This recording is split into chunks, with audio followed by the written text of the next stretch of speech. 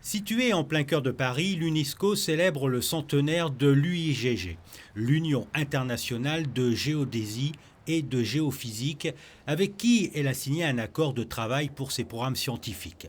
L'objectif de l'UIGG, créé en 1919, est de faire progresser, de promouvoir et de communiquer les connaissances du système terrestre et de son environnement.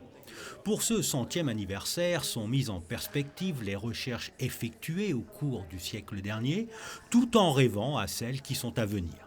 Invité dans le cadre des commémorations en l'honneur du prince Albert Ier, le prince Albert II rappelle dans son discours que son arrière-arrière-grand-père a été un explorateur et fondateur de l'océanographie moderne, dont les travaux ont profondément influencé son engagement en faveur de la protection de la nature.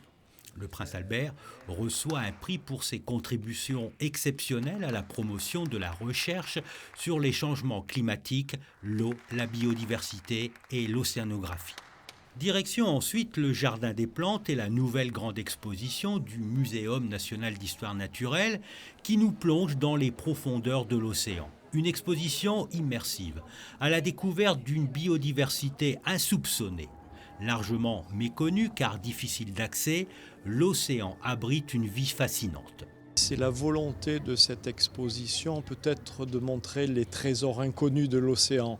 On ne va pas voir des baleines, on ne va pas voir de dauphins, des tortues marines, mais se concentrer plus sur le plancton, sur les espèces des très grandes profondeurs, de manière à faire découvrir aux visiteurs toutes les facettes cachées de l'océan et cette immense diversité.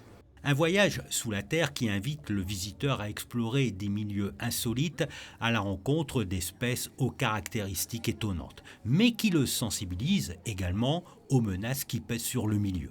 L'océan est à la fois très riche, il a des réseaux trophiques qui sont beaucoup plus riches que nos chaînes alimentaires que nous trouvons sur la Terre. Mais justement, cette richesse est aussi un facteur de fragilité et l'homme a longtemps cru que l'océan était infini, inépuisable, pouvait fournir toutes les ressources halieutiques, c'est-à-dire la pêche ou accepter tous les déchets. Ceci n'est pas vrai. Aujourd'hui, nous voyons les limites d'acceptabilité de l'océan et sa fragilité. Dans beaucoup de mers, les stocks de poissons s'effondrent et puis nous connaissons tous le problème des pollutions, en particulier le problème de la pollution plastique. Mieux connaître l'océan pour mieux le protéger, lui qui regorge de mystères, il existerait encore plus de 2 millions d'espèces à découvrir sous l'océan.